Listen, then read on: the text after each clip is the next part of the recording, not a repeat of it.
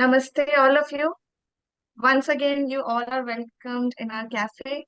So today's episode is very special and different because it has become a topic of discussion in the world of both science and philosophy.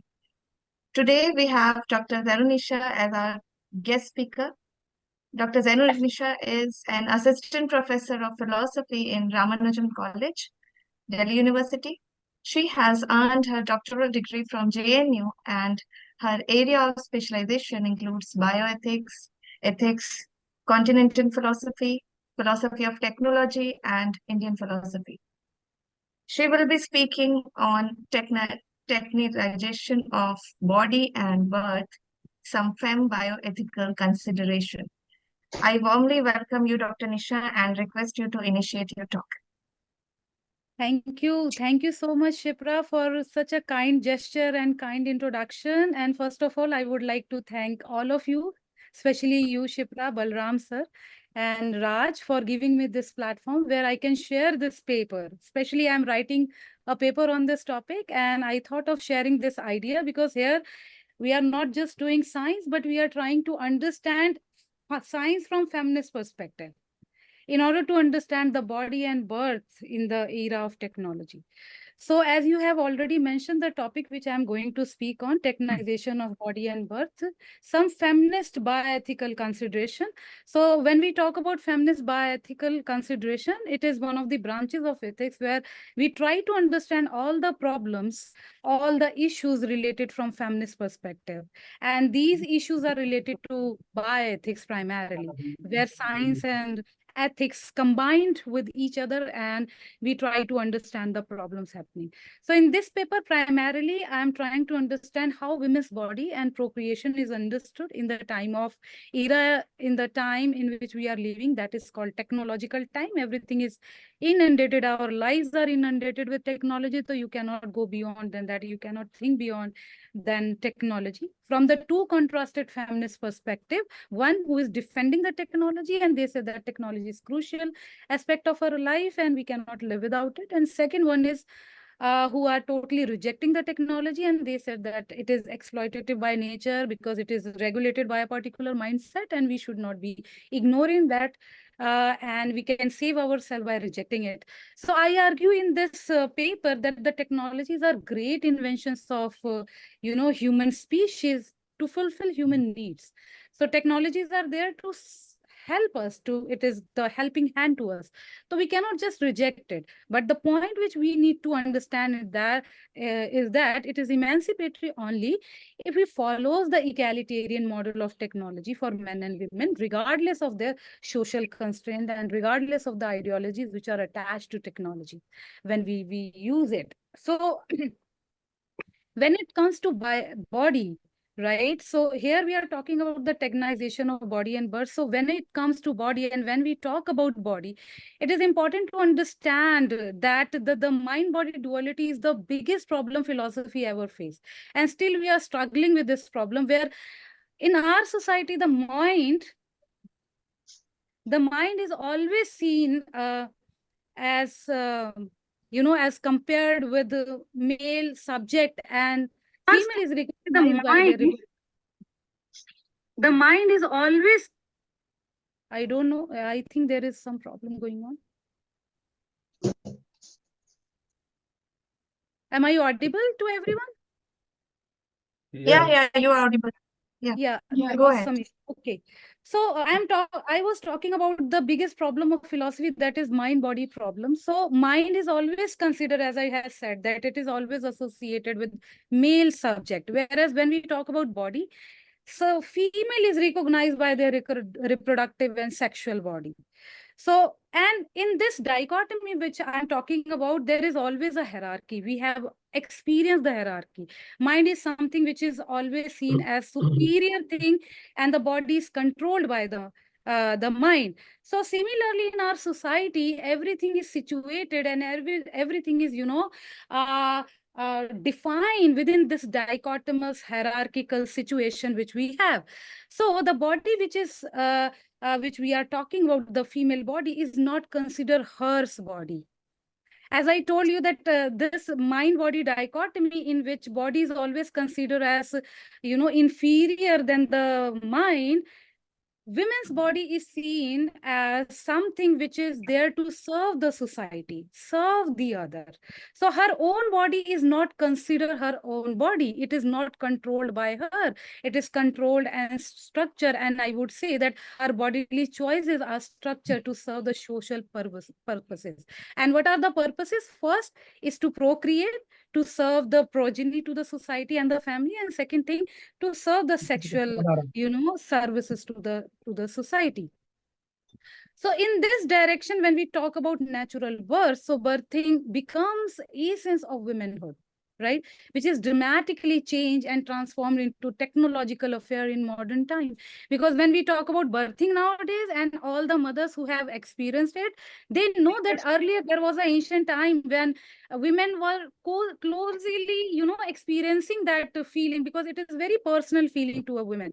Women know what is happening to their bodies, right? But nowadays everything is regulated, suggested, and controlled by the doctors. Okay, especially male doctors, surprisingly, which who are not, they are totally unaware of the real body. They are not experiencing that body. They are just reading about the women's body, and they are sharing and regulating the women body. So in that way, we can say that nowadays they are going to teach you what you eat, what you not eat, how do you feel, so what is the meaning of that feeling, how you are connected to zygote and the fetus and everything. So the feeling of women herself, the connection of women herself to the baby is totally distorted because of this technological intervention into it. So many feminists claim, so in that way, they claim that new technologies developed and the development of new technology in gynecology, in the field of conception, contraception, and abortion is emancipatory, right?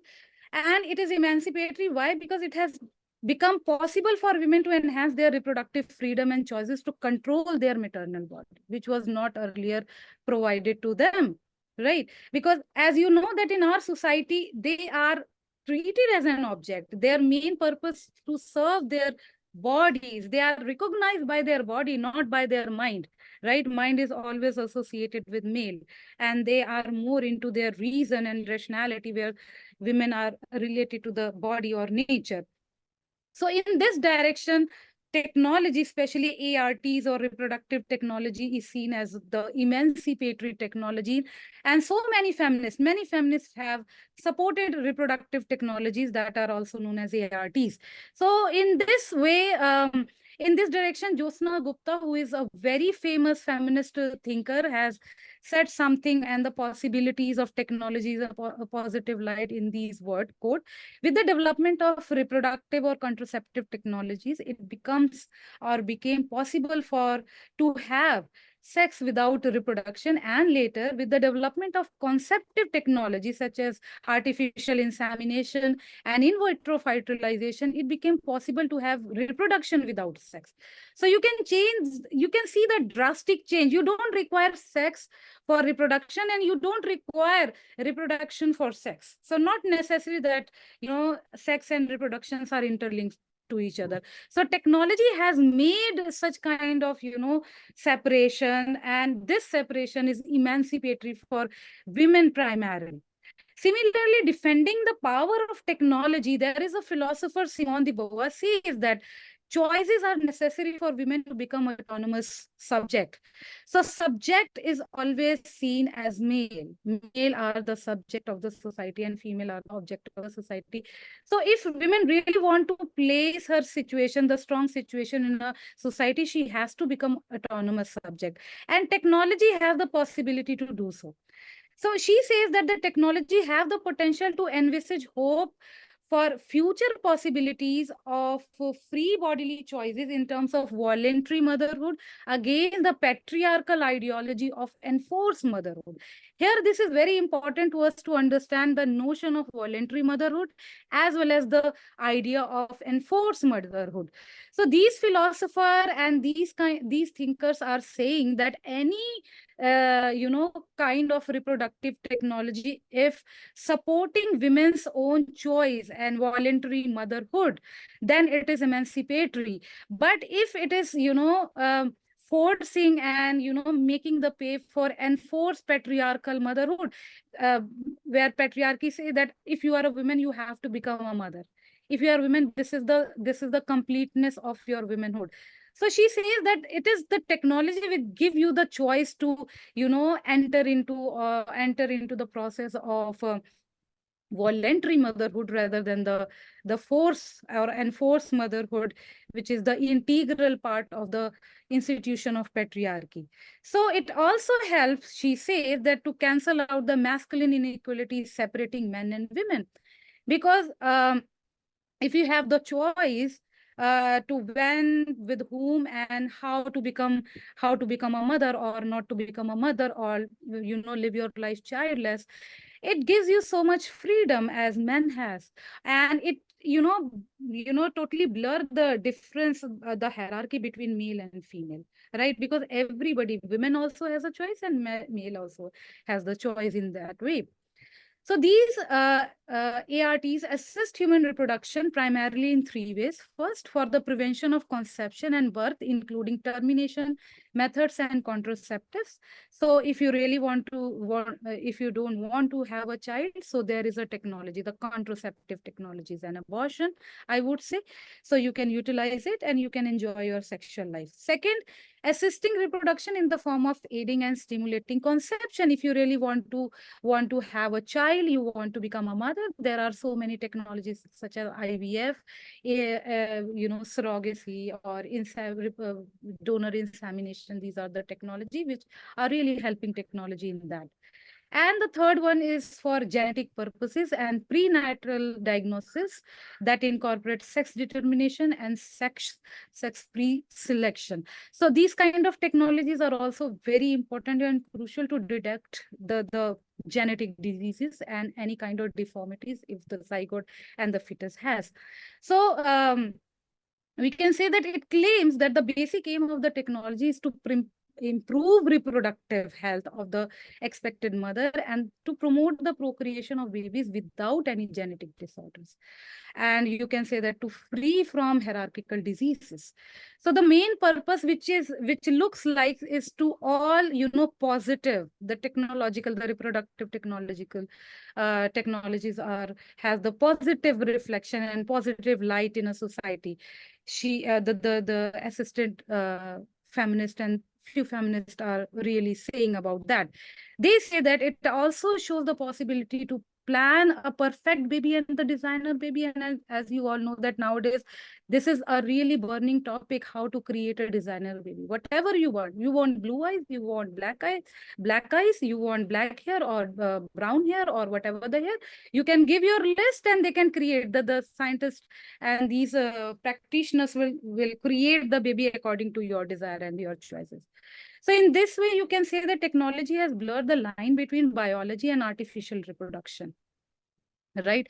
So you are biology and reproduction are totally, they are connected to each other. Nowadays, you cannot make a separation between these two.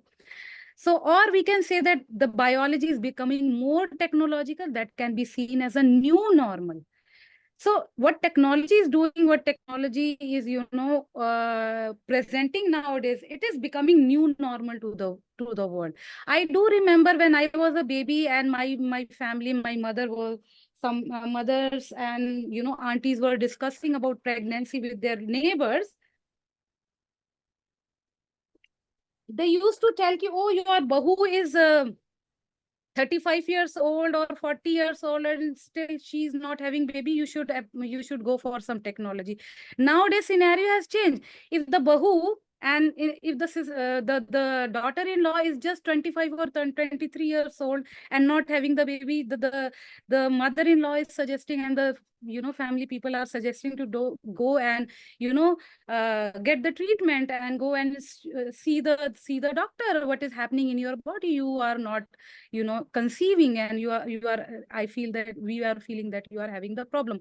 So in that way, you can say that people are seeing technology as a new normal thing. It is not something which is unique, something which is unexpected, but it is the integral part of the human survival nowadays, the human being nowadays.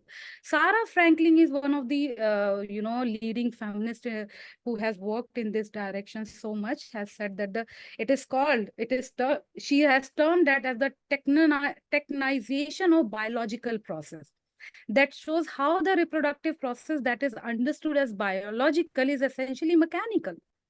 So the incident which I have shared right now, where people are saying that just if you're 23 years old or 24 years old, they are saying that go and get the treatment, go and see the doctor. So biological process, okay, is converted and turning into, it is totally technalized, and it is called technization of the biological process, where people think that this is normal, and it is the integral part of biological reproductive process, which should not be ignored, and which is totally okay with everybody. So these technological intervention in biological process looks like ordinary and promising device to manipulate and remake human life, right? But the question which we need to understand here, that who is the regulating and controlling authority of these technologies? You cannot just say that it is the technology and the technology is created, it is the practical implication of sciences, and then whoever is making choice, it is controlled by them, and they can exercise their choices with the help of this technology.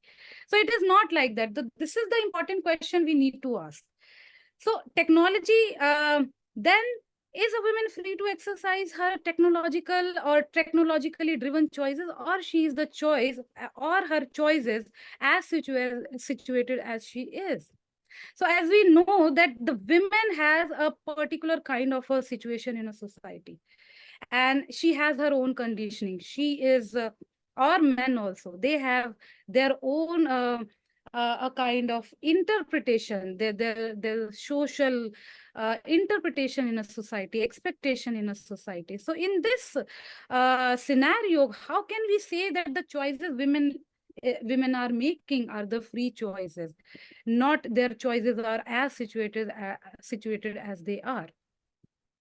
Then there are two feminists, as I have already mentioned, the accepting feminist and the rejecting feminist, and they are trying hard to answer these questions. And the accepting feminists claim that ARTs have not only paved the way to enhance procreative choices, but also have the potential to enhance women to take control over their bodies and reproductive self. So they say that, yeah, these are the free technologies and they are the neutral technologies, and they work according to your desire, according to their choices. However, there is another group of feminists and another group of,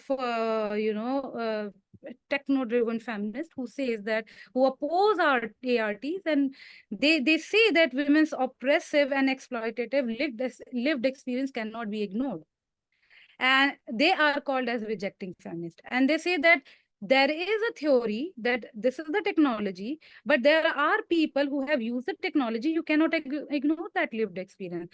So when you go by the lived experience of women, you are totally not accepting and not defending these technologies. They are the other way to control women's maternal body, or you can say the procreative body. So actually, the primary concern of these feminist debate, which we are having, the rejecting feminist or accepting feminist over ARTs, is to know how to emancipate women. So they are not fighting with each other by saying that, okay, we are rejecting ARTs, and the other cohort of feminists are saying that, okay, we are accepting because it is choice providing. No, the fighting, it is not a pure fight between the two kind of ideology, but their main purpose is to find out how to liberate women from their bodily constraints and their bodily boundaries, so that they can have the full control over their birthing self, right? So here, accepting feminists view technologies as the body transcending potential tool, which has the power to change women's fate, remake life in the age of biological control. You can control your biology. You cannot say that biology, women biology is something which is leaking, right? Leaking which cannot be controlled. I have read this word somewhere, which says that women's body is a leaking body which is not under control of her own choices. Leaking body means she menstruate every month, she get pregnant if she has a sexual relationship, she cannot control it. But in the era of this biological control, she can do that. So these assisting feminists, they endorse the use of ARTs for women on the ground that these are instruments for fulfilling women's reproductive desires and relieving them from the biological destiny of reproducing life as mothers. We all know that Shipra has a better understanding that the completeness of women is still seeing as her in her motherhood. They tend to see that these technologies can help women in avoiding pregnancy or terminating pregnancy as long as they do not wish to have a child or become a mother. Similarly, infertile couples can be helped to have a child, a single woman to have a baby without engaging in sexual relationship with mother. So in that way, you can see that women are a little bit liberated in the sense that they don't need men in many ways. So these technologies have opened up the path for women to reach such a vantage point from where they can move in accordance with their own desires and aspirations. However, they also understand the truth. These resistant, feminists say that technologies are born in a particular moment in history to a particular society, that they do not fall from the heaven and that they are not neutral tools. They know that truth and they know the reality behind it. Any of the technology, we have the notion that avashakta avishkar ki janani hai, or the need is the important feature or important factor of any kind of invention. Historically, it has been documented also by many scholars that throughout human history, women had to suffer various forms of oppression, exclusion, denial of freedom due to the devaluation of their reproductive body. Simone de Beauvoir is one of the philosophers who has, in her books, the second very famous book, The Second Sex, has collected and analyzed the data from all kind of worldly myth, literature, cultural and religious practices, ideology, biology, science, and philosophy, etc., to provide ample evidence that man has projected women as threatening and dangerous to their transcendental, spiritual, and rational pursuit. And because of that, women are excluded from the public sphere of human activities as they were confined to the essential function of motherhood, that is reproduction. And we have so many stories where Menakas and Rambhas, they are trying to lure these Vishwamitra and all kind of sages with their sexuality and beautiful body and sexual capacities. Also, we have Manusmriti, where Manu is directly says that women's sexual energy is destructing and dangerous to the society. It should be controlled. Women should not be given any kind of freedom because of her sexual power and sexual energy. And also we know that the other thing which we observe, that in countries like India, where women's motherhood is too much exalted, too much venerated, we have the strong position and strong situation, strong status, high status in a society as mothers, because Ma Kali, Ma Durga, Ma Lakshmi, everybody, all feminine energies are Ma and mother. So it is exalted. So it creates a kind of pressure on women to become a mother in order to elevate their status in a society, elevate their status in a place where she wants to live. So accepting feminist advocate ARTs by claiming that reproduction by nature is oppressive for women, and that technology has the potential to disembody this reproductive act and give relief to women from the burden of pregnancy. Another reason behind, supporting the ARTs is that their use will not only liberate women from coerce reproduction, but also provide opportunities to new reproductive choices for those who are infertile, transgender, transsexual, gays, lesbian, challenge person to overcome their limitations and fulfill their desire to have a biological child.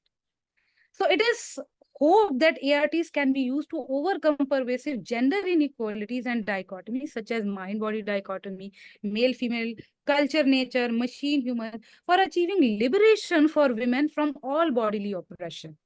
So feminists like Simone de Beauvoir, Firestone, Marsh Piercy, Barbara Case Rothman, Donna Haraway, they assume that reproductive technologies have the potential to free humanity from the imprisonment of biology, which has the vital implication or impact for women's mental or physical health as well as their maternal self, because she's not constrained to have baby as soon as possible she gets married, or she will not get constrained by the society and other people or the family to have a child, right? However, despite these impressive reasons given in defense of the reproductive technology, the key concern is whether these man-made and man-controlled technologies are really neutral and safe for women, or a new form of the technological suppression for them. This we need to focus on. This is very important factor. To what extent is it right to advocate technology in misogynist society? So the society, the very structure of society which we have, how can you say, that the technology is not, influenced by the social norms and purposes? In the landmark book on reproductive technology, that is Test Tube Women, feminist Rita Adrici has said and cautioned the women in these words, quote, female biology is exploitative in all sphere of all women's life, whether we want children or decide to remain childless or beyond our childbearing years, and whatever is our sexual preferences, we are at the risk of becoming test tube women, at the risk of being subjugated to a variety of control. So if you say, and if women feel that the motherhood is the only form of exploitation and these technologies are giving them freedom, it is not the case. There are layers of exploitation, there are phases of exploitation, there are varieties of exploitation. No doubt, accepting feminists directly argue that reproductive technologies are helpful to transgress the limits of our physical boundaries. But why motherhood is still essential to women? That is the important question we philosophers need to ask. Why it is so important to a woman? Why couples are so much absorbed to have their biological child only? They can adopt the child, right? Why infertility is viewed as a disease, not needs to be treated, right? It is not seen, infertility can not seen as as normal as motherhood. It is seen as a disease. So why it is so? Again, technology is invented by men to fulfill some social purposes. Then how it can be the value-free tool for a woman to use? So these are the important questions. An intriguing question: was the vulnerability of maternal self of a woman or maternal body and the power of technology that remain unanswered by the accepting feminist. And they are failed to answer, they are failed to deal with it. How can you deal with such kind of important question? So in contrast to accepting feminists, rejecting feminists provide a diverse account on women's body and ART. And their position focuses on male supremacy in reproduction and his technological control over female body. Also, misleading market strategies of ARTs, exclusion of women's choices, and her exploitative body machine imagery, which makes them vulnerable. So until and unless you understand all these factors, understand all these characteristics of reproductive technology and the relation with women, you cannot just, answer this question. You cannot just understand the value of these important questions. So they share women's lived experience of ARTs in public domain by emphasizing on the line that personal is political. So when people say that this is my family business, this is my boundary business, it cannot be called and it should not be discussed in a public. So these rejecting feminists say, no, this is not personal. This is the political thing. It is designed in such a way which is exploitative by nature, which was the critical stance towards the women technology relationship when they say that personal is political. So rejecting feminists believe in the strength of women's natural reproductive capacity, which is mechanized and distorted with the use of ARTs. Right. So they say that according to them, the concealed reason behind the women's bodily control is men's womb envy. So why men wants to control the reproductive technology and why they want to control women's body is the womb envy, and that womb envy we need to understand very well. So what is this womb envy? They say that it is the fear and annihilation from the nature due to the limited reproductive role of a man. So if man thinks that they can produce a child, they need a womb, they need women, right? So they know the limitation of their sperm. They know the limitation of being a man. So Rowland is another very important and relevant feminist who has written a remarkable book called Living Laboratories, says that reproductive technologies are designed and used by men to conquer their womb envy from the nature. So this is the way the technologies, they help the patriarchal mindset to conquer it, right? So rejecting feminists unravel the deep-rooted socio-political and economic inequalities and biasness, commodification around the technologies that are marked, that marks the manufacturer of marks by the manufacturer of ARTs in various ways, and urge women to be aware of it, right? So when we use the technology, we fail to see the, the hidden mask behind it. We are unable to see the dark side behind it. So this rejecting feminists, they are totally, they are cautioning that continuously women to see the reality, the real face of these technology. So course Jana, Keen, Rowland, Spallone, Raymond strongly encourage women to reject these ARTs by saying that by saying these words, quote, we need to break the silence. Women need to know what happens to their body and mind when they enter into IVF program, which they are totally unaware of how their bodies suffer with this. These technologies are not that simple. Their mental and physical strength, they just drain. So we all need to know the enormous economic investment at stake for multinational drug companies and scientists to continue embryo research, to make money for the former and to become famous for the later. So no one can deny that choices are socially structured and cohered, but rhetorically appears as the free act of an individual. So if women say that I am exercising my free choice, nobody knows that if she, even if it is free, she feels that it is free choice, it is back of the mind, it is regulated by the society and the mindset of the family and the society. They are based on social and material situations that so-called allow women to freely exercise them without any constraints. These feminists argue that in order to obtain free bodily choices, women need to develop strategies for getting control over their own sexuality and reproduction, along with staying free from the use of patriarchal tools, that is ART. Until and unless they are free to use that technology according to their own desire and choices, you cannot even call these technologies and as choice providing technology. An international network of feminist activities that is called FINRAGE has openly protested against sexist reproductive technologies in these words. Quote, technodoc do not want to help women.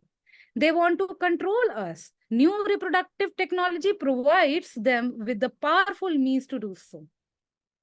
Further, technological intervention to alter women's natural reproductive bodies through ARTs lead to weakening their maternal, or you can say self, physical bodies and mental state.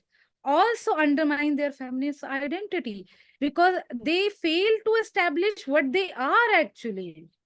They are already in tremendous pressure what they are not. It also places threat to women's autonomy, power, choice, and control over their bodies. Feminists such as Vandana Shiva, Mariam Mees, Iran Diamond, Margaret Atwood, and Carol Merchant, and others have expressed their apprehension and caution against these threats by addressing pervasive, deep-rooted patriarchal dichotomy, symbolization of mind-body, which is used to establish hierarchical power relation. So this mind-body problem, the mind-body problem is not just confined to philosophy, but it is everywhere.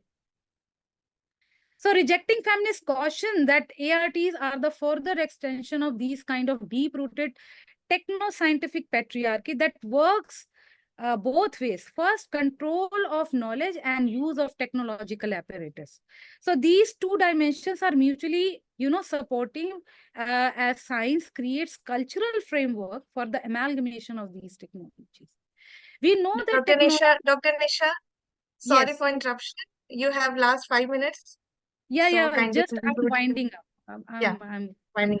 So the question, the main question here, that who and what ultimately controls and which choices are available simply and into the polarization of debate for and against ART, and not necessarily with the participation of women who are likely to use them. Right. So we are totally ignoring the position of women into it, rather than we are just, doing the debate between who is controlling and who is, not controlling the technology. So Rowland puts it in a different way, and she says that women's right to choose is actually a women's right to control. So until and unless we have the control, we have a right to control our body, we cannot, say that we have a right to choose. But the technological choices finally takes away women's procreative control over their maternal body. So that is the problem. That is the question we need to address. So we can say that human excursion for natural being to becoming a technological being is a sign of growth, but as well as is a sign of destruction. So no one can ignore the importance of, technology, the possibilities to alter the terrain of technological or reproductive choices, and pave how it is paved the way for women emancipation. But there is always a gap between how women are experiencing the technology and how it is portrayed as a happy technology or hope technology in a society, which is illustrated differently, and accepting and rejecting feminists have given their own opinion on that. So women share their personal experiences in that way, and they say that these kind of technologies are, they are objectifying the women body. But at the same time, the intriguing thing which we should not be ignoring, that women want that technology. They are expected to be objectified. They are expected, and they want to be treated as uteruses and tubes by doctors due to the social conditioning. So even if they know that these technologies are exploitative, they want to use that technology. They want to be treated in certain way. So denouncing technology in this scenario is not the ultimate answer to the question concerning technology and women. Technology alone cannot be transformation, cannot do the transformation or reform, as it is governed and conditioned by the social ideology, right? And societal ideology that creates a hierarchy between men and women according to their own biological body. So in this way and in this scenario, we need to break the pervasive inegalitarian patriarchal mindset that treats a woman merely as a womb or a second sex, Simone de Beauvoir has said. This is only possible, and this is the only way women can attain the equal respect to women and able to exercise their technological reproductive choices in true and dignified sense. So here, thank you, and I am just winding up. And questions and suggestions are welcome for this paper. Thank you so much, Dr. Zarunisha, for light up this igniting and so burning and debatable issue. And we have both scientists and philosophers in our cafe. And I would like to start with great feminist Meera Chakravarti ma'am, and she can start the discussion. Meera ma'am. Thank you. Thank you. So the mic is working properly, okay? Yes, Fine? yes, Yes, I ma'am. can hear you, ma'am. Yeah. Okay, okay. Zainisha, I would not agree with only some points, but major, of course, your attack on patriarchy, I agree. But what I want to say is that your questions, discussions on the periphery can be shifted to the center, to the focus. Uh, One thing that we lack, of course, this generation, and maybe because you are from another uh, kind of uh, framework, may not be very acquainted with, though you refer to the ancient times. So I will take you back to the kind of thing where there was a platform which had minimal patriarchy. Okay. Now I quote from Taittiriya Samhita, where because the language those days was Sanskrit, so you can't help it. Language these days are Hindi and English, so we can't help it. But what is important is the subject is that it says that you want we invite a girl child, if you want a girl child, because you talk about customized baby. So in that context, I would like to draw your attention. And he says, the Tiriya Samhita is referring to, he says, if you like, what? Atha Ichet, if you like, Duhita, that is daughter, you have to be Pandita Jayat, be a learned person. Plus, Sarvam Ayu Era, you also make an Ayushmati, that is long lived. Then you have to follow this ritual. Tilodanam Pachayitva, something like having cookies from tila and something else, which is not the important thing. But you can customize. You can ask for a baby, for a female child. So female child was at that uh, platform when the Tiriya Samhita is talking, despite the patriarchy not so strong, you have this where asking for a female baby which can be customized. Now, coming to the medieval, later classical literature, Banagati is one of the very scholarly and philosopher. He was in the reign of kingdom of King Harsha, a very much historical figure. And he says, Angat Anga Sambhavati. I mean, this is going to Yajnavalkya Smriti. You talked about Manusmriti as contradictory because of certain reasons. Because Manu is not one person, there is a compilation of many. So therefore, they are contrary. Yajnavalkya Smriti, which is later on responsible for Hindu law, because the codes are, Smritis are codes, these are laws, these are laws. And you have two commentaries. One is by Medhaviti, which applies to all, and the other one is Dayabhaga, which goes to Bengal. And the girl is, the daughter is, the mother is, if you have not 5 children, the mother plus 5 children will get the share, property share. Okay, I'm talking of the Smritis, that is the medieval.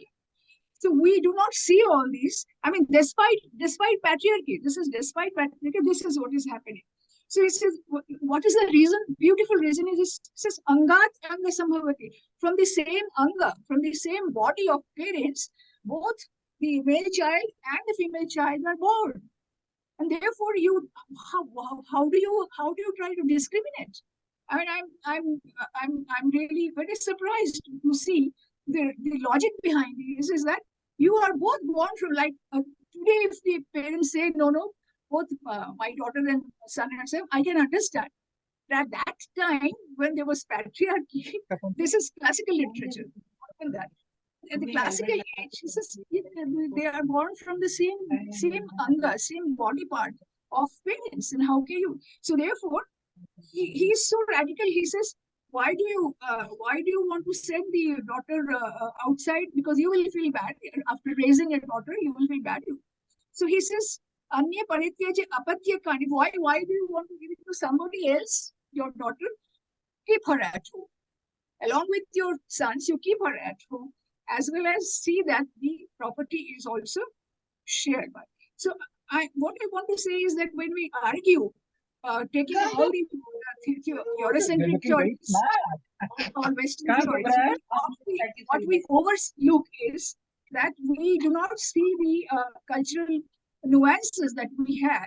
And then we try to, because you quoted either or situation, which naturally you also argue that it doesn't apply, either technology not, because technology is affecting everybody. So egalitarian model is that what Simone de Beauvoir is saying, that human agency is there with her. She has a choice. So it is not necessarily that she would choose technology. She may not. She refuse. As you said, well, women may say that we need not have a sexual partner. We can really have. Susmita Sen is having. Many of us, our the celebrities are having children without marriage. So that need not be. So the agency, despite strong patriarchy now in modern days, the agency lies with the women. So therefore, if, as Beauvoir says, that if women choose, then there is the human agency is there. There's nothing wrong about that. So therefore, when we try to look at this, you cannot, since you cannot avoid technology, and women, Aristotle also have been very abusive about women. If you take Manu, then you can take Aristotle. If you see the Aristotle's note, is very, very badly used. So what I want to say is that the technology or no technology, women have always, throughout, all along in patriarchy, have been controlled by men. So you can see that because you are a researcher, you know that. And so therefore, the problem of technologization is not a big problem, because another thing I wanted to ask you, so what is the percentage? Because it's very much urban focused. In the village, nothing happens, nothing works. It is the women who are just controlled by the male, and in the village area. I was fortunately or unfortunately, I don't know, the Women's Commission member in Karnataka. So we have toured the villages inside. It is still the feudal control which women have. Sorry, I took a little more time, Shipra. So this is what I'm saying. So generally, I would agree, but these are the things which you will have to also try to see. The percentage of women's, the rural urban percentage, if you take the rural women, which is mostly, even now in the villages, they do not have this, and they go through the control mechanism of female that you can't help. Still, till now, so far. So we don't know what we have. Thank you. We are, Thank you, ma'am. Thank you, ma'am. Nice to hear. Yeah, nice to hear. But Yeah, we have more observations from Dr. Raj and Dr. Prashant Shukla sir. So sure. Prashant sir, please go ahead. Yeah, and then Rakesh Chandra sir. I think Professor Rakesh Chandra should ask first, because I'm sure most of my questions would be covered by him. So please go ahead. Yeah. Okay, Dr. Raj. Yeah. Oh, okay. Every time I listen about this women issues, they always try to blame patriarchy, but they never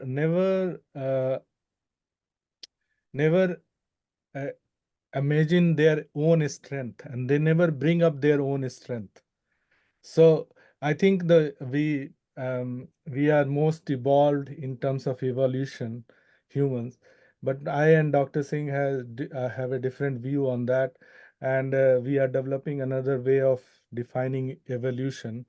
So in that, I'm giving you two examples. I think the animals are more towards understanding the strength of womanhood or the femalehood compared to the human. First example I'm giving you about the elephants. So in Africa, what happens till 90, there were too much poaching because of their long tusk. So in last 30 years, there is a genetic change, or that happened only in the female elephant. And that genetic change allow them to develop their child without tusk, so that they cannot be poached.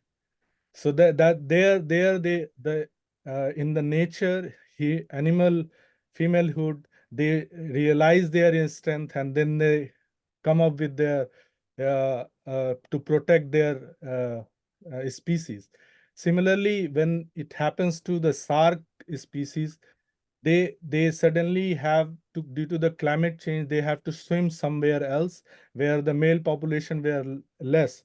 So what they did, they there is a term parthenogenesis, where oocytes are developed inside the woman womb, means the female womb, and they generated their own own eggs, and through that eggs, all the sharks are started the baby sharks are getting produced by that. So there we saw both, means in the water system and as well as the land system, the ecosystem. We saw that the womanhood or femalehood, they realize their potential. But I am completely agree with Dr. Meera Chakravarti that this mostly those new technological development, they are only accessible by mostly the urban women and so-called empowered women. They have their own baby, they have designed baby, and then other things. So isn't this philosophy should not be more towards realizing the more about the womanhood of woman power, and that should bring up, instead of going blaming someone else for their their whatever. Raj, you have such an interesting question. Should I reflect upon it, Shipra, first, and then Yes, we'll yes, go for sure, the sure. other question, because I may forget. So many questions together, I may forget. So I would Yeah, start please. what Raj has said, Dr. Raj has said, that women always blame patriarchy and men, whatever is happening to them. So I would try to say, Raj, that we are not blaming and we are not saying that men is the culprit. It is not about men. It is about the social system in which we are living, right? So we have no problem with men. We have no problem with the way men are situated and the way they are, they are around us. But the problem with the social system and the way social system is designing and defining women and men and assigning their particular role. So if women has the biological functioning of producing a child, it doesn't mean, okay, that she has to produce a child. That is the problematic thing feminists are trying to say. And that is the problematic thing feminists are trying to say, that if you are saying that maternal instinct is natural, I would say that maternal instinct is not at all natural. There are so many women who they don't want to have a child. I'm telling you, I have interviewed so many women. They don't wanted to have a child, but they were forced by the family. And for, establish their own situation in a society, they had to have the child. So saying that this Motherhood is is something their is natural, it is not natural. motherhood is their biggest strength, It right? can be. So these Naturally, feminists naturally, are, motherhood is the biggest strength for any female in the so whole ecosystem. Raj, I want to So, say one thing here, yeah, that biology is one thing and the choice is another thing. You are mixing two things together. So if I have a capacity to produce a child, doesn't mean that I should be forced by somebody to have a child. It should be my choice. That is the thing. All feminists are saying that there is no problem to have a child when it is by choice. If you are giving the birth of a life without your choice, it is a burden on you. And the people who are saying that it is something which is natural to a woman, no, biology is natural, but the begetting a child is not natural. It should be a choice of a woman. And every woman, I'm saying that no women, not every woman, willing to have a child. You can interview so many women, they don't want to have child, but they has to have child because the society is structuring and they are defining women in certain way. So feminists are saying, one thing, I want to draw that choices is also can be chosen only by the privileged class. That is, the issue yeah, is raised by Dr. Raj, that every yes, woman is not capable of having that choice to having a baby or not having a baby. Motherhood is a choice only for those who has this privilege. They are privileged Also, caste. Raj, I would So like to add what Shipra is saying, that you are absolutely right, that it may be the enchanting experience for a woman. It may be the strength for a woman if women desire to have a baby. But what if I don't want to have a child and my husband and my family is continuously pushing me and forcing me to have a child? So the baby would be burden to me. Are you getting my point, Raj? So we are the people who can think what we think, right? We can reflect upon our thinking. We cannot behave like an animal. So, all the time saying that motherhood is instinctual, I would say what Simone de Beauvoir is saying, and I absolutely agree with her, that it is ambiguous. It is not something which is instinctual to a woman. I can hope we I have given quickly you a take very contradictory answer to Yeah, this. we can yeah discuss yeah about quickly take one more Take care, Raj. observation from Dr. Prashant Shukla sir. Yes, So yes. please, yeah, Prashant Jalinisha sir, ji, yeah, yeah, I hope I'm audible. yes Yes. sir, Yes, yes sir. yes, Prashant sir, just give me a second. It is getting too dark and I have no light. I'm just opening my torch so that I can see everybody and everybody can see me.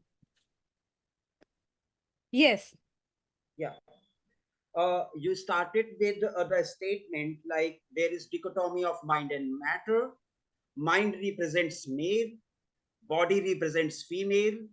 We Yes. presume, I mean, you were using the Marxian interpretation that there is subjugation of matter by the mind, thereby there is subjugation of female by male. Where are you getting this Purupach from? I don't understand. Number one. Number two, you said that new technologies make a distinction between a separation between sex and reproduction, and this would give more liberty to the female. Again, I have no clue where you are getting this Purupach from. Number three, you mentioned a lot of statements from Indian scriptures like Vishwamitra Menka and so on, where you said that the females are seen as objects which are objectified. Do you realize that in most of the cases, the burden actually falls on the male? I mean, it was considered as the limitation of Vishwamitra, not that of the Menka, and in most of the cases. So you have to understand it from the other place as well. Then finally, you talked about the parenthood as a burden. If parenthood is seen as a burden, if the burden lies on both the parents, and if you are looking from the sociological perspective, let me emphasize on this point. Not to become a mother may be a burden on the female, but not to become the father is a bigger burden on the male. Do you realize that? I'm not saying anything against this choice, the authority, but to relate it with feminism is hugely problematic. You talked about the misogynist society, and still I'm not getting where the thing is coming from. And finally, you said that the personal is political. If you are saying so, then the claim for the personal space, which is coming from the second and the third wave of feminism, loses its relevance.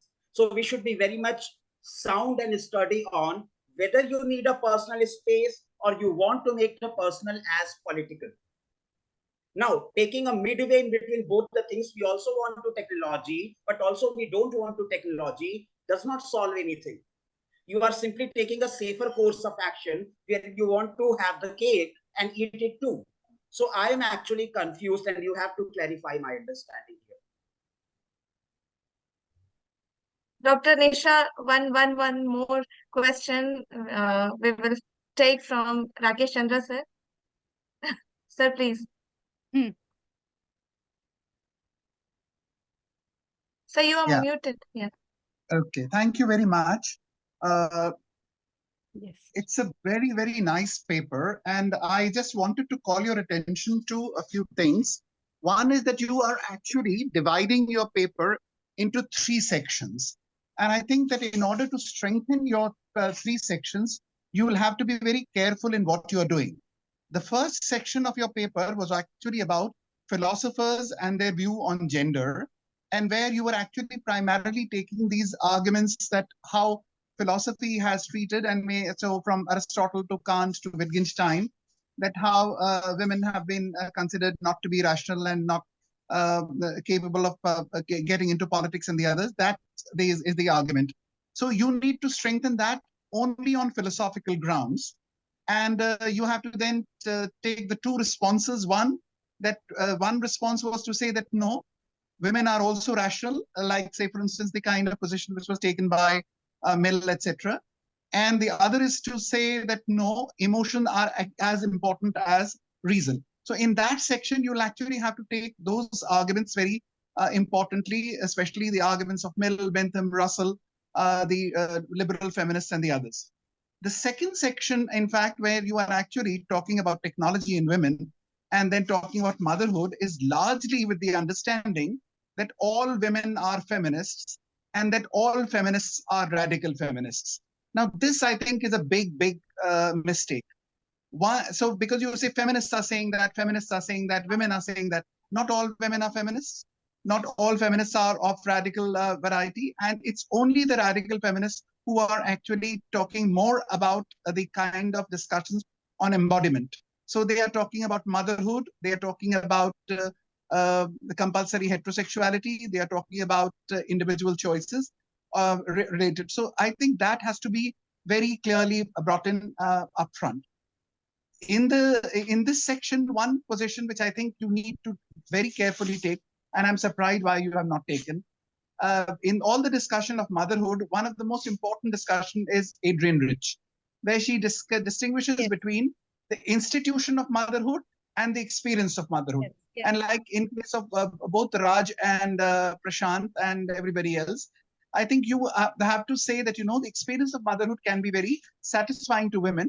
The problem is with the institution of motherhood, where you are said that, you are incarcerated in that. And so women are essentially mothers. If they are not mothers, then they are not good. If they do not accept. So that is the thing that you have to take. The other big thing, which I think is a big miss in your whole paper, is no discussion on Carol Gilligan. Because 40 years back in 1973, her discussion was primarily with the women who were going for abortion. And there now they have a big society which is called Reproductive Rights Justice, in which they are talking about these sections. And generally when women were talking about abortion, then they also had only a binary.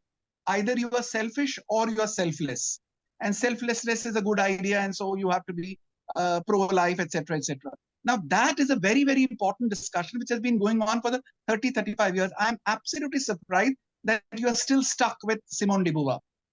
The other question, which I think has been brought both by Raj and by Prashant and by Meera, is the question about availability of technology to women.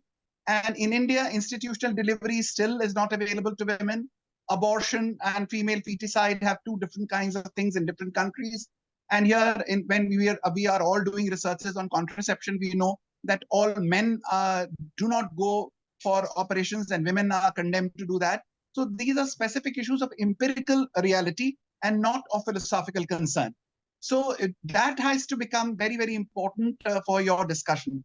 The other thing which I think you also need to do is to take the two books of Betty Friedan very seriously.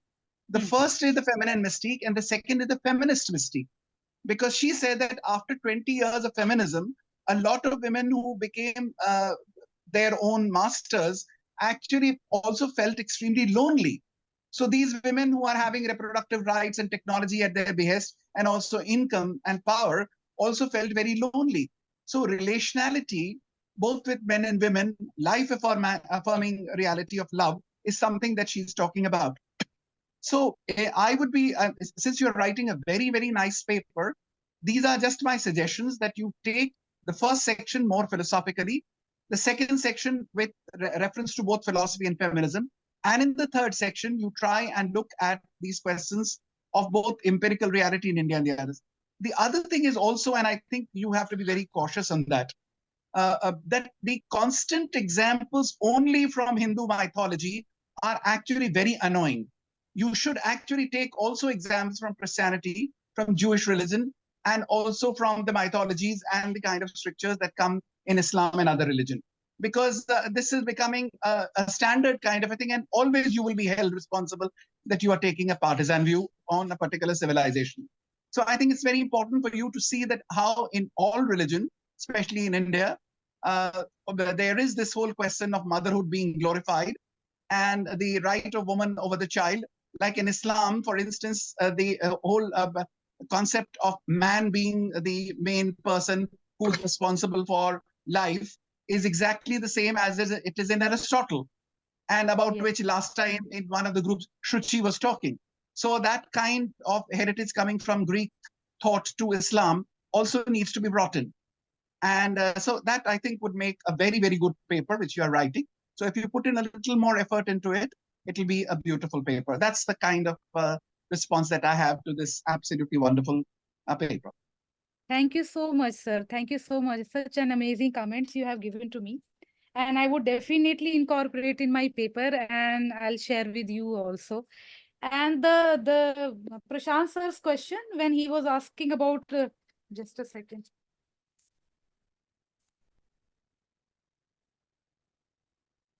Yeah. So first question which Prashant sir has asked about the dichotomy between male and female, and he said that I may have taken from, you know, materialism and the Marxist materialism. Yeah, it is little bit influenced by Marxist materialism, but this dichotomy is not just confined to their ideology, but it is the means basic backbone of feminist theory and feminist ideology. So how we perceive mind and body. So when we talk about mind and body as a problem, so it starts from Descartes, and Descartes has said that mind is always superior on body.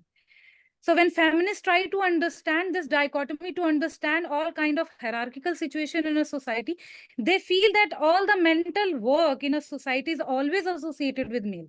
And women are recognized by their sexual capacity and reproductive capacity. They are not seen as an intellectual being in a history of humanity. And that is one of the reasons that mind and body duality, when it comes to feminist understanding, they always define and they always try to explain my mind and body duality by comparing male and female. So it's an integral part of feminist discourse. And with the help of that, they are trying to understand all kind of hierarchy. This is the first thing. Second question which Prashant sir has asked about the separation between sex and reproduction with the help of technology. What was the question, sir? I'm not able to, it is too dark in my room. So can you just repeat the question? What was the problem? Yes, Prashant, sir. The way ART separates sex from reproduction, will it be an actual privilege of the female or that of the male also? And then there is a double binding. In fact, you are running a double-edged sword. So as much freedom it will give, so much the chances of running into the ditch would also be there. So you have to take care of that.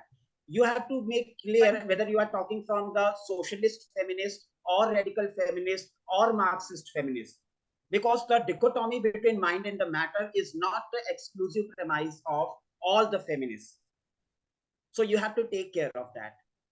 Yeah, this is very important observation, Prashant sir, when you are talking about the dichotomy. Yes, absolutely. Not all feminists are talking about the hierarchy between mind and body. But the feminists which I am talking and I am discussing in my paper, they are definitely talking about and they have discussed about this hierarchy, first thing.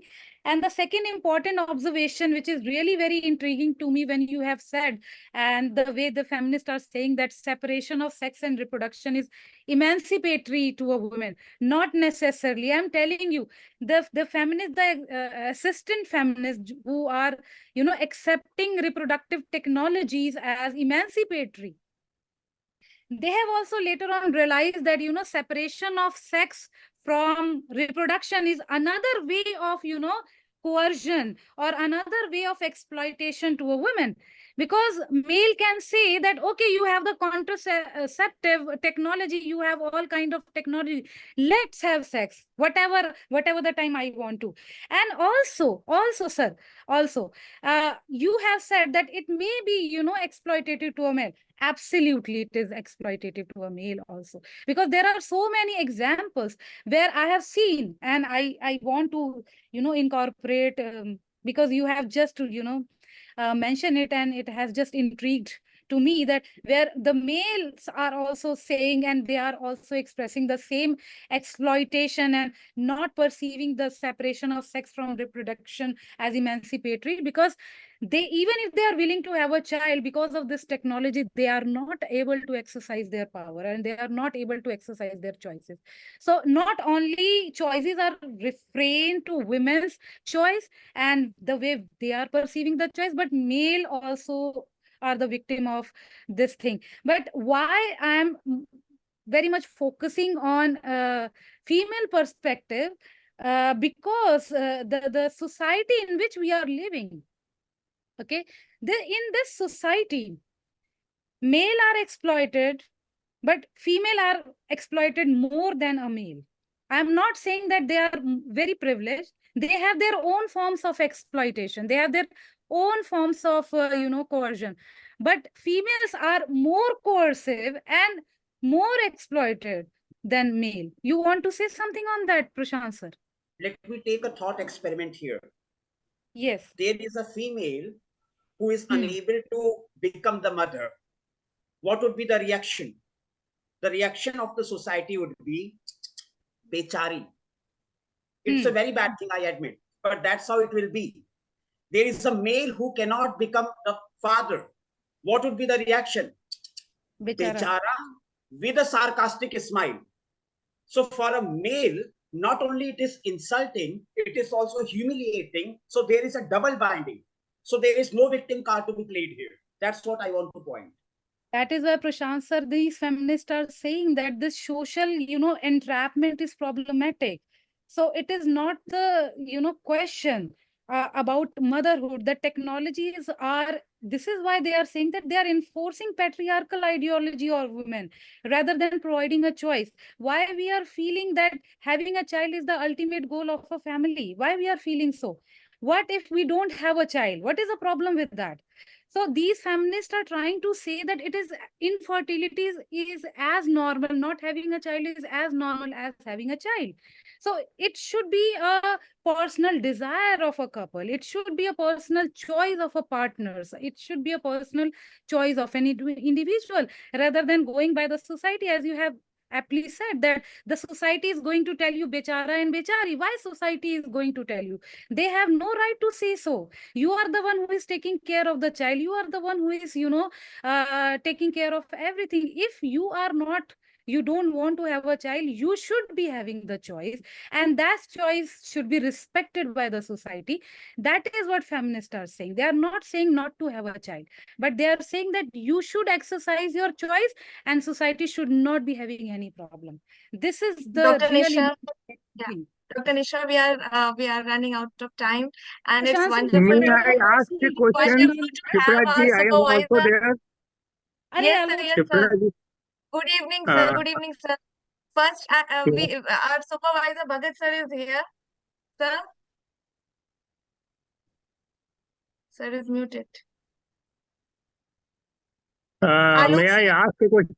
Yeah, yes, sir. Yes, sir. Go ahead. Okay, thank you very much. First of all, congratulations to Nisa for a very, very clear, lucid, and very clear with her own standpoint. This is a very good paper, and that's why it gave so much questioning, and also from the side of, I must say, and the conservative audience would not like this sort of paper. So there was a lot of questioning. But I just want to say one thing, that from the point of view of philosophy of technology, your paper is having a very, very sound grounding. First of all, previously we used to have a tussle between determinists and constructivists in philosophy of technology. Now you have taken the side of constructivists, which is the side which leads to the understanding of technology as non-neutral. No technology is neutral. So this is the very basic point you have taken. Now, the question is, if technology is not neutral, what happens? From where it gets its bias? This bias comes from the society, the structure. Society. And this social bias leads to the choice of technologies in most parts of the world, whether it is reproductive technologies or war technologies or anything. Now, the question is, the most important question is, if technology is both emancipatory as well as exploitative, which you have said, and that is true. Technology has got a very dialectical thing, and it can go on both the sides. Now, the question is, how can we choose an emancipatory technology in place of exploitative technology? So here comes the challenge, and the challenge is coming from the conservative society. Mindset. And from not only mindset, that is the structure of patriarchy, as well as feudal structure in the religion which we were talking about. So the thing is, the challenge is how to resist that. And for that challenge, the question becomes political, and which is missing in your paper. Can the feminists alone resist this? Can the feminists alone go for an egalitarian society on which you are depending? So unless and until the technology as a whole goes for some sort of democratization movement in the society itself, not covering out only reproductive technology, but also other technologies which may cover the men, exploited people, as well as other downtrodden, then only we can say that we can resist that sort of thing. So this feminist agenda is very, very much, I must say, one-sided. And it has to link itself with the other social movements, other social egalitarian movements, other social movements which are fighting against this sort of exploitative technologies, which are coming to us for the profit and the power of the, you can say, multinationals, states, and all those. So the challenge is very, very big. And this challenge is not only political, not only cultural, it is also very much political. And I think you must add this dimension in your paper. Thank you. Thank you, Alok sir. This is such a wonderful comment and suggestion. And I would say that feminists are there to take the initiative, but without the support of state and society and other movement, it is not possible. Because as I have already mentioned in my paper, that it's a mindset. Until and unless you change the unequal mindset, you cannot change the society. You cannot, make use of these technologies. Technologies are boon, and feminists are continuously saying that the problem is not with technology. Sorry, Zairun Yes. Isha, you need not be apologetic. Why are you so apologetic? No. I mean, we have associated with many movements with ecology movements, with the Gandhian thing. So we have done it. I mean, I'm sorry if people are not aware. But I want to ask Professor Rakesh Chandra, what does it mean by very annoying quotes from the ancient times? And I think I have mentioned Aristotle. I mentioned the French writer Simone de Beauvoir. Actually, Betty Friedan is so old. We have left her. So I think we also have to, when we have to update ourselves, we have to see where we are. And asking, telling that these are. Of course, in Islam, you are the first person who should bring out Islam one. The Parsis, it the is Jews, everywhere actually. The Jews, and yes, and the French, because we are associated with the French women's movement, we are associated with the Spanish women's movement, and unless one is aware of it, just making these kinds of statements only show that you are not updated yourself. which is wrong. And why it should be so Eurocentric also. If it is Marxist feminism, why I would discuss Marxist feminism, because Marx has never mentioned women. Marx has never mentioned women. It is Engels we was brought out the very this thing about the why they want women, because as you rightly said, they want to have the women's home because of the property rights. Yes, So yes, let us not pretend that everything what Marx has said is liberating. No, Marx has not said anything. it's a feminist interpretation. It is feminist interpretation. They Reservations try with to Gandhian understand with the help of that idea. Yeah, Yes. we have even reservation with Gandhian movement. The Gandhi is Yeah, not exactly. he is included, but so the political we are gathering women here to show this trend. We were not just the numbers there. So I say there are a lot of things we Definitely, can women discuss. have always taken the initiative, and it is crucial. Yes. What I'm trying to say, ma'am, that it is crucial that state and men also support those movements. Right, And right. they have What already you said. always supported. Yes. Men always Yes, supported feminist movement. The yes, best you have example brought is out. That's what I'm saying. I'm supporting. I'm standing by you. I'm supporting that you have brought out the patriarchy, which is the focus, and that patriarchy is not eliminated. We have not wished it away. It has not gone away. So when having patriarchy, I'm talking about only the partial presence Yeah, of. definitely. It is not just about men. It is about the ways patriarchy is defining men and women together. The hierarchy it is maintaining, that is problematic.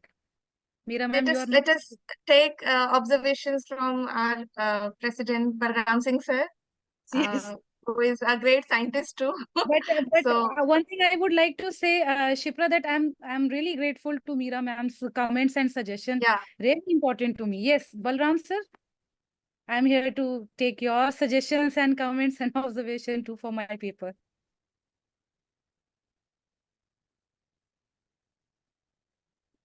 sir, you're muted. मैंने ये कहा कि बहुत अच्छी बातें आपने भी बहुत अच्छा प्रेजेंट किया, और कमेंट तो सोने में सुहागा, और कम्बैटिव नेचर अब मीरा जी लग रहा है कि असली में मीरा है, ये भी बहुत जबरदस्त। भगत जी, आप भी कुछ कहना चाहते हैं क्या? Would you like to say something? No, I'm fine. I had been listening. That's okay. Yeah. But I would love to hear from you, sir. Sir आप हम दोनों के सुपरवाइजर हैं, कुछ तो बोल दीजिए। कमेंट दीजिए, ऐसे अच्छा नहीं लग रहा है। कुछ तो बोलिए। Mainly, I am not the gender specialist, but she has worked very well. So I will only love to listen to. आपसे ही सुनूंगा मैं। मैं ये कह रहा था कि मेरी एक स्टूडेंट है, पीएचडी किया उसने, उसके पिताजी का 2 साल पहले देहांत हो गया। तो उसने मुझसे कहा कि सर मैं आपको ही, सर नहीं डॉक्टर सिंह बोलते हैं, बोले डॉक्टर सिंह अब हमारे लिए पिता आप ही। मैंने कहा मैं तो आपकी माता हूँ। तो घबरा गई, बोली ये कैसे हो गया? मैंने कहा मेंटोर जो भगत जी हैं, मेंटोर और मदर एक ही होते हैं, क्योंकि हम आपको बचपन से जानते हैं कि आपको क्या पता है क्या नहीं पता है। ये जो प्रिविलेज है, मैं as a mentor and as a mother, वो उसको समय मदर ही बोलता हूँ, मैं तुम्हारी तो मदर हूँ। तो जब भी कोई इसको अभी कल भी कॉल की थी, 1.5 घंटा बात की। कुछ अपनी परेशानियां साइंस की हैं, कुछ अपने प्रोफेशन की हैं। जैसे बच्चे होते हैं अपने माँ से खुल के बात करते हैं, पिताजी से थोड़ा सा सोच के बात करते हैं। मैंने ये देखा हुआ है कि and so happened that I have 3 children and I was privileged, although that time it was very tough. My wife used to go to 2 months to her parents and 2 महीने मेरे साथ 6 साल 8 साल और 11 साल 3 बच्चे रहते। तो जो मैंने उनसे सीखा, उसके लिए मैं किताब लिख रहा हूँ जयरू, कि मैंने क्या सीखा सिर्फ माँ लिख सकती, इसलिए नहीं उसने पैदा किया, मैंने पैदा नहीं किया था, मैंने उनको देखा। हम अपने बारे में समझते हैं। तो आई डोंट मीन कि आपका जो थ्योरी वो तो सब सही है, उसमें कोई प्रॉब्लम, लेकिन there are privileges beyond giving birth. By the way, there are privileges beyond the birth. Mindset this is the egalitarian mindset we are defending and we are focusing and arguing for, कि ये सिर्फ औरत नहीं है, आदमी भी mother हो सकता है, और आदमी एज अ फादर भी पाल सकता है बच्चों को। तो सिर्फ और सिर्फ मदर की एसेंस ना बना के दोनों की एसेंस बनाइए आप मदरहुड को। हाँ हाँ, लेकिन थोड़ा सा उसमें फर्क है। अब वो तो कभी लंबा विषय होगा, कभी हो सकता है मेरी पुस्तक आए तो भी आप लोग उसको देखेंगे भी, तो जी थोड़ा जी फर्क होता है। कुछ फर्क इसलिए होता है कि जैसे मैंने कहा ना कि माँ के पास चले जाते हैं, क्योंकि जो बचपन जब वूम में होता है, जो माँ का अनुभव, जो आपने कहा ना कि वो सब अनुभव से जब तक आप, unless you are something you can not, a man can not understand what a woman is unless he is, but the woman also will not be having the experience of a mother unless she is also mother. तो जब mother बोलेगी वो बात तो दूसरी बात होगी। उसमें मैं ये कह रहा हूँ कि जैसे आप कह रहे हैं ना, प्रभाव, प्रभाव जो है कौन डालता है? पैट्रियार्की डालती है, और पैट्रियार्की के आधार से हमको कंफर्म करना पड़ता है। But then there are people like you, intellectual people, and professor Rakesh Chandra was talking about, और Meera ji is talking about, all these people are also in this world। वो भी ऐसी बातें कर रहे हैं, लोगों को बोल रहे हैं। अभी आप अपने अनुभव से जब बोलेंगे तो और भी उनको विश्वास होगा कि अरे ये तो एकदम सही कह रहे हैं। तो मैं जो कह रहा हूँ, थोड़ा मोड़ा अनुभव, थोड़ा मोड़ा जो हमको ज्ञान है उसमें, उसमें वूम में क्या होता है कि कहते हैं माई इंटरेस्ट, मुझे बड़ा इंटरेस्ट लगता है। मैं बच्चों के लिए अभी एक आपको भी भेज दूंगा।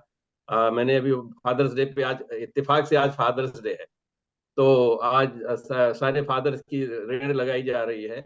ये भी अच्छा ही मौका मिला। नॉर्मली तो लोग उस दिन कुछ खिलाते पिलाते हैं, happy dad, happy birthday, happy father's day, ये सब बोलते रहते हैं। आज जो है इनको सिखाया जा रहा है कि नहीं, सीखना भी है आपको। ये अब अभी फादर्स बने तो हो, लेकिन ये देखना है कि मदर बनना चाहती थी फादर की, तो भी अपना बन गए, फादर बनने के चक्कर में मदर को परेशान कर दिया। तो मैंने आपको ये बताऊं कि मैंने एक निकाला हुआ है, ये संस्कृत वाले इसमें हैं, तो ये हैं इसमें पढ़ना है। मैं संस्कृत का आजकल थोड़ा सा फायदा उठा लेता हूँ। तो उसमें जो एक माइटोकॉन्ड्रिया होता है, माइटोकॉन्ड्रियल डीएनए से पता लगता है कि माँ कौन है उसकी। माइटोकॉन्ड्रियल डीएनए का लीनिएज होता है। तो मैंने कहा माइटोकॉन्ड्रिया जो उसी की ऊर्जा होती है, तो मैंने मातृ बनाई उसको। माइटोकॉन्ड्रिया मातृ से आई है, मातृ शब्द जो है उसी से आती है, और उसी का सब फिट चलता है। और पिता जो है वो पेट्री, आपने कहा मैट्रियार्की, पैट्रियार्की बोला ना, पैट्रियार्की जो है पेट्रिटिस की तरह है, चारों तरफ घूमता रहता है, काम असली में माँ ही करती है। तो उसमें मैं ये बताना चाहता हूँ आपसे कि जो बच्चा गर्भ में होता है, न्यूरोलॉजिकल, न्यूरो साइंस वालों ने, और गर्भ के मूवमेंट और उस पे जो उन्होंने ये किया हुआ है, रिकॉर्डिंग की हुई है, उस पे ये है कि अगर माँ ने कुछ भी बोल दिया, कुछ भी बोल दिया, बोले बेटा खूब चिल्लाओ, तभी भी बंद चुप हो जाता है। क्योंकि माँ शब्द का जो शब्द ही है, माँ का मतलब डोंट। तो ये प्रिविलेज जो है, आप माँ बने हो या ना बने हो, लेकिन जो आदमी होता है, मैं बाप हूं, मेरी बेटी आके मेरे सामने खड़ी हो जाती, मैं चुप हो जाता हूँ क्योंकि मैं उसका बेटा तो नहीं हूँ, ना ही उसने मुझे जन्म दिया है, अभी उसने किसी को जन्म नहीं दिया है, लेकिन मेरी बीच वाली बेटी मेरी फेवरेट है। वो आके मेरे सामने खड़ी हो जाती है, क्योंकि मैं ये कह रहा हूँ कि बाप के, ये मैन के दिमाग में, आप वैसे उनको बहुत ज्यादा प्रिविलेज दे रहे हैं। मैन के दिमाग में अगर वुमन खड़ी हो जाए अपने अस्तित्व पे, ये बात सही, अपने अस्तित्व पे खड़े होना है। जैसे मेरी बेटी आके मेरे अपने अस्तित्व पे खड़ी होती है आगे, तो वो जो भी कुछ बोलती है मुझे सुनना पड़ता है, और बहुत कुछ करना पड़ता है। इस संसार में आप लोग अपने को, राजकुमार ने किसी दूसरे तरीके से कहा, लेकिन मुझे लगता है कि वो it doesn't have to you, whether you give a child birth और नॉट, डजंट मैटर। वो तो आपके प्रिविलेज जो है, आपके प्रिविलेज हैं। जो बच्चा पैदा होता, लड़का जो पैदा होता है, उसका चेहरा पहले किसी महिला का देखता है, माँ का देखता है। और जो कोई भी महिला को देखता है, मैं अपनी बात बता रहा हूँ, कोई भी महिला अगर उस तरह से खड़ी हो जाए जैसे माँ बोलती है ना, तो मुझे सुनना पड़ता है। मैं मुझे वही याद आता है। तो ये बहुत जरूरी कैरेक्टरिस्टिक्स है, नथिंग टू डू विद, आप मेरे मन की बात, साइकोलॉजिकल बात है। Unless you feel that way also, it will not. अगर किसी ने पैदा किया है लड़के को, मुझे कहानी है, आपने लोग बता रहे थे वेद की, और इसकी आपको उदाहरण दे रही थी, उसमें वेद की कहानी में है कि पहले जो कोई था इस संसार में, एक नारी थी, उसका नाम था आद्या, आदिशक्ति। यस, आदिशक्ति, आद्या उसका नाम ही था। किसी पुराण में होगा, मुझे नहीं, मेरे चाचा जी गांव में बताए थे कभी। तो आद्या ने ही सब कुछ पैदा किया है। उसके बाद उसने, अभी ऐसे कहानी लंबी, मैं उतना नहीं जाऊंगा यहाँ पे, इस समय भी अभी शिप्रा बोल देंगे कि देखिए आपका समय बहुत ज्यादा हो गया, तो मैं ज्यादा नहीं बोलूंगा, लेकिन मैं कह रहा हूँ कि आद्या से ही सब कुछ शुरू हुआ है। तो आप ये मानिए, जो भी आप मानना चाहते हैं, नहीं पैट्रियार्की वालों ने ये किया, उनके वो किया, भी एक तरीका है, माँ का तरीका है, ये भी माता का तरीका है कि ब्लेम करो उसको, फिर वो चुप हो जाएगा।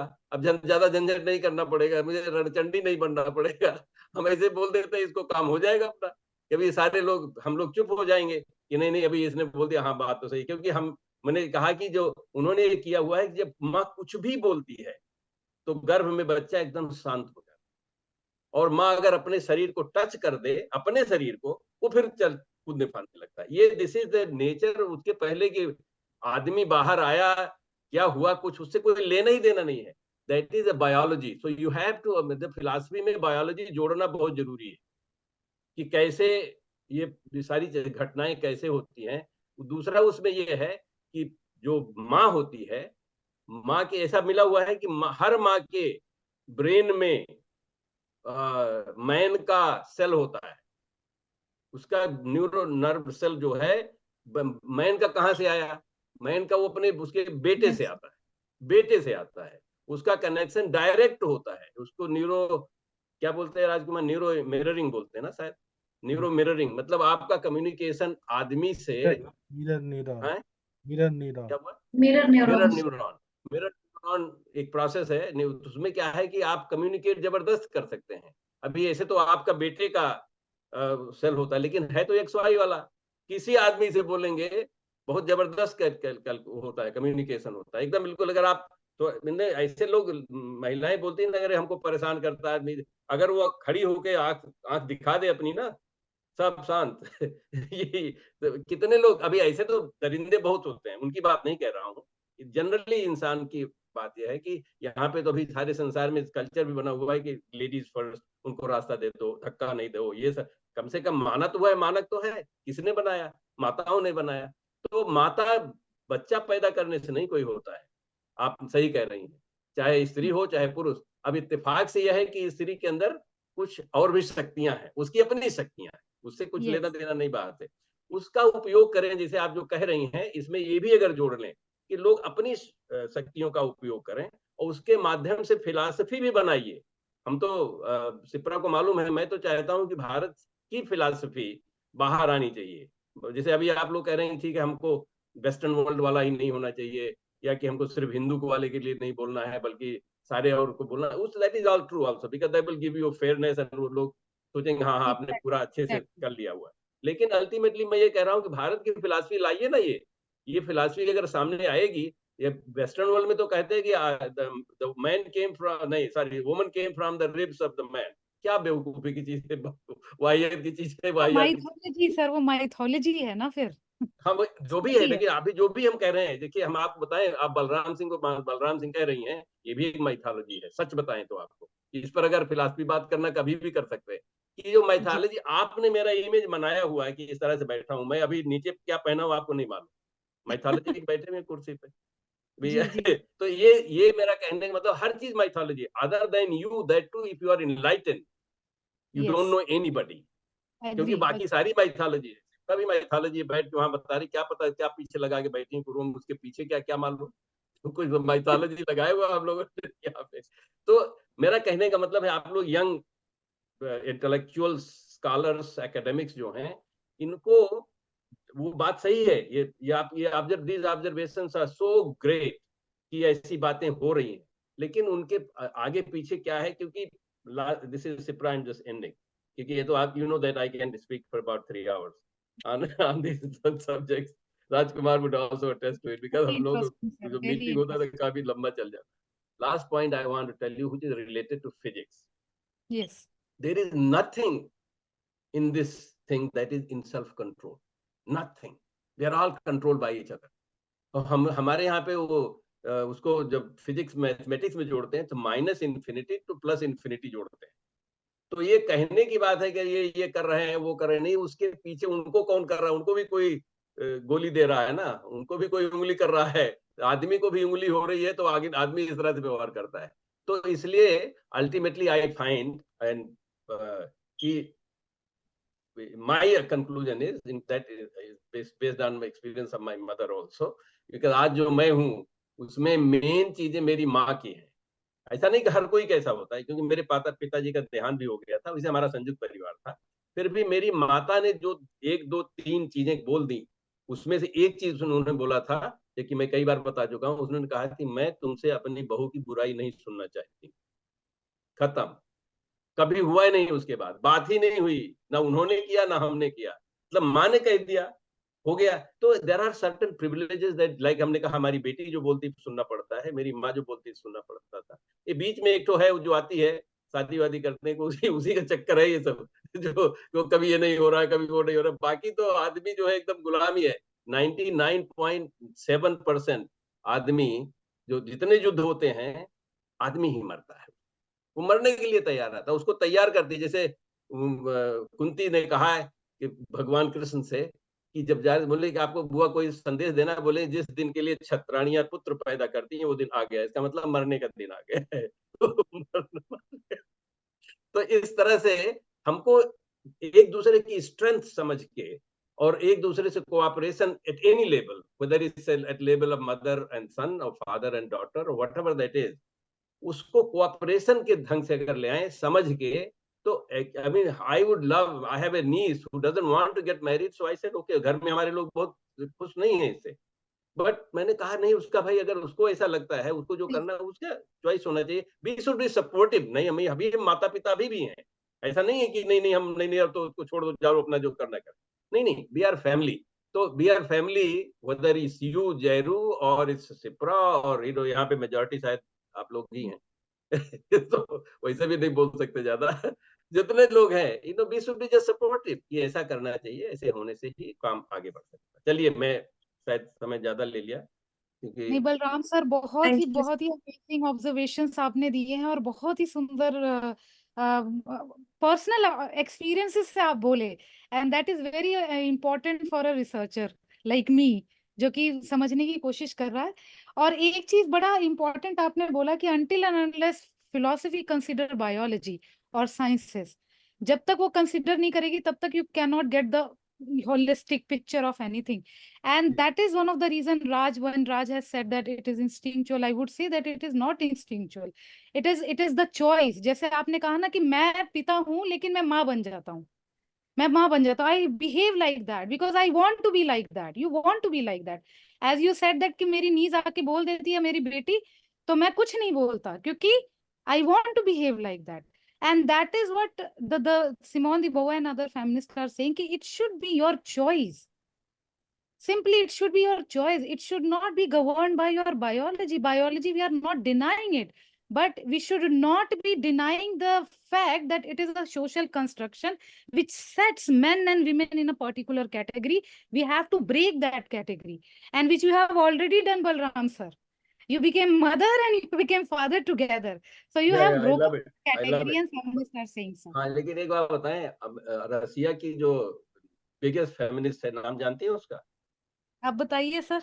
मरिया अब्रातोवा। अच्छा, उसने 2006 में, ढूंढिएगा इसका नाम, नहीं तो मैं भेज दूंगा उसका। उसने 2006 में स्टेटमेंट दिया था कि the Indian husbands are the best. This is she is the feminist and she says Indian husbands are the best. अभी लेटेस्ट है, पिछले हफ्ते लास्ट वीक में एक दिनारा, कोई वो भी दिनारा ऐसे कुछ नाम है उसका, जो रशियन है, मॉडल है, वो एक पोस्टर लेके खड़ी है, आई वांट इंडियन हस्बैंड। तो आप लोग इसको भी सोचिएगा। उन्होंने देखा नहीं है ना इंडियन हस्बैंड्स को। हाँ, नहीं वो आके यहाँ इंडिया में खड़ी थी। वो फेमिनिस्ट है। सुहावने होते हैं सर, हैं? दूर के ढोल सुहावने होते हैं। जी, अपने हस्बैंड को छोड़ के बाकी सब हस्बैंड ठीक भी होते हैं।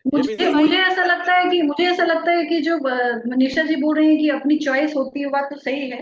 कभी कभी हमारी रिस्पॉन्सिबिलिटी जो होती है, हमारा जो कर्तव्य होता है, वो हमारी चॉइस से ऊपर चला जाता है। बहुत बार हमारी चॉइस नहीं होती है। एक बेटी के तौर पर, एक पत्नी के तौर पर, एक बहन के तौर पर मैं नहीं भी वो चीज चुन सकती हूँ, पर अगर मेरा कर्तव्य है वह उस समय, वो धर्म है, मेरी ड्यूटी है, तो मैं चॉइस नहीं होने के बाद भी उसको करूंगी। ये मुझे ऐसा लगता है। वेरी चॉइस पे नहीं होता है, मुझे ऐसा। अति सुंदर, ये भी बहुत अच्छी बात। बहुत हुई। थैंक तो यू अनुजा जी। आप लोग पहली बात तो Thank पैदा you. हुए अच्छी जमीन पे, ये सब खूब हाँ चलता है वहां पे। आपके अलावा कोई, और इसकी फिलॉसफी हमको शिप्रा फिर से बता रहे हैं कि इंडिया की फिलॉसफी को निकालना है, वो कंस्ट्रक्ट करना है, क्योंकि आपका अनुभव दूसरा है। ग्लोरिया स्टाइनमैन, वो भी एक और फेमिनिस्ट की बड़ी लीडर है, आप जानते होंगे उनको। जी वो जी। भी इंडिया में जाके 2 साल रही थी, वहीं से सीखा उन्होंने सारा, बोल रही, लिखा हुआ है उन्होंने। Gloria Steinem, she is American feminist, she also. तो फेमिनिज्म मतलब हमारे यहाँ तो देवी हम लोग तो मानते हैं। अभी अभी हमने लिख रहा हूँ, अभी भेजने वाला हूँ आज, मैं उसमें तो था अभी। कहूंगी कि इंडिया की इंडियंस जो है ना, they all are feminist. India का कॉन्सेप्ट ही फेमिनिस्ट। हम भारत माता, एग्जैक्टली हम एग्जैक्टली भारत माता कहते हैं, हम भारत पिता नहीं कहते। हमें मॉडर्न फेमिनिज्म की जरूरत ही नहीं है, हमारे देश में मॉडर्न फेमिनिज्म की जरूरत नहीं है। फेमिनिस्ट है अभी सब अभी यहाँ जो पे है, feminist। अभी जो है वहां पे हवाई जहाज में अभी तक ये बोला जाता था देवियों और सज्जनों। तो कुछ अब मैं उनको क्या बोले, मैनिस्ट बोलेंगे फेमिनिस्ट की जगह पे मेलिस्ट। उन्होंने कहा भाई ये क्या बात है, मेल हाँ? Feminist, male male Male feminist, feminist, male feminist. उन्होंने कहा कि ये क्या बात है, आप देवी और सज्जन क्यों बोलते हैं, आप देवी और देवताओं क्यों नहीं बोलते हैं? अब वो अब देवी और देवताओं बोलने बड़ी एयरलाइन को परेशानी है, वो नमस्कार से काम चलाते हैं। वो तो ये शिप्रा जी, अगर उसके साथ में ढोल गवार शुद्ध पशु नारी जो किताब है, उसके विषय में अगर शेयर करना चाहें तो बहुत इंटरेस्टिंग होगा उनके लिए, वो देखना और पढ़ना किस जी तरीके वो से भी हम लोगों ने भिजवा मिलकर देंगे काफी। Professor Yes. सिंह के डायरेक्शन में हम लोगों ने बिल्कुल बिल्कुल। सबने अमित चैप्टर्स जी को लिखे। भी, आलोक जी को भी, ये अपर्णा दिखा ये रही है, अपर्णा जी, अपर्णा तैयार जी, रहती हाँ है हमेशा। दिखाई दे। इसमें नारी के विषय में जो लिखा है प्रोफेसर सिंह और मैंने मिलकर लिखा, और इन्होंने अपर्णा यही ने है, बाद में राइटर है, श्री युक्ता नारी एक चैप्टर है। आपको पढ़ना चाहिए। The book, what is the name of the book? ढोल गंवार शूद्र पशु नारी। अच्छा, नाम ही यही है किताब का। नाम ही यही हाँ है। जी, ये आपको जुलाई में मिल जाएगी, जुलाई में अवेलेबल है। I'm looking forward to reading it. Thank you so much. Yes, अच्छा। हाँ Thank you so much. Thank you so much, all of you. बहुत And अच्छा। this special edition becomes, Father's Day special edition because Yeah, I this would say episode that, is not categorized. Yeah, it's not categorized into season 1 or season 2, so it becomes Father's Day special edition. And yeah. Okay, thank you, I would thank you. I had been listening and enjoyed the discussion. I didn't have Bhagat much sir, to you must say. have made some comments on my presentation as a supervisor. आप ही comment देते हो तो मैं कहाँ बोलूं? तो she is also like a mother. तो how do I speak? जो बलराम जी ने कहा ना कि एक औरत सामने आते हैं तो माता की जो छवि आ जाती है, माता की छवि आ जाती है। Bhagat sir, happy Father's Day, Bhagat sir. So Happy Father's So I Day to enjoy all it. the males. All the Prashant sir, males. Bhagat sir, Rajkumar, अभी आज के जमाने में Ram sir. जयरू, आज के जमाने में उनको भी फादर बोला जा सकता है, फीमेल्स को भी, क्योंकि आजकल तो उनका जेंडर सब बदल के घूमते रहते हैं। But Ram As sir, you अभी said, आप बोल sir, रहे थे ना equality is कि mental required, mother. egalitarianism is required. तो आप फादर भी बोल सकते हैं, माँ भी तो फादर बनती है। जो फादर की डेथ हो जाए या वो ना सपोर्ट करे तो माँ take initiative, go out and earn bread and butter for the family and they become father, they become so strict at that time. वैसे भी जो हमारे पितृपक्ष मनाया जाता है उससे माता पिता दोनों मानते हैं, वो एक्चुअली न्यूट्रल जेंडर है, लेकिन हम लोग उसको पैट्रिक उनको बोलती है। ठीक है, आप कुछ सिप्रा कह रही थी? सर मैं कह रही थी कि आप जैसे आप बोल रहे थे ना कि मेंटर भी मदर होता है, तो मैं भगत सर को हैप्पी फादर्स डे बोलूंगी या मदर्स डे बोलूंगी? आप जो चाहे तो बोलेंगे, मेरे लिए आपको तो मान ही लिया है। दोनों दिन विश कीजिएगा। आज फादर्स डे विश कर दीजिए, फिर जब मदर्स डे जैसे था अभी मई में, तो फिर अगले साल फिर विश कर दीजिएगा मदर्स डे, और दोनों बार उनको गिफ्ट दे दीजिएगा अपनी तरफ से। ओके, उनसे हमें डांट भी बहुत पड़ी है। देखिए एक बेबी आ गई, मेरी बड़ी वाली बेटी कॉल कर रही है। एक तो भगत सर आप अपनी फोटो क्यों नहीं दिखा रहे हैं हमें? छुपा रखा है भगत लिखा हुआ है। He is muted and he was saying something, Shipra. Yeah, sir, you are muted, Bhagat sir.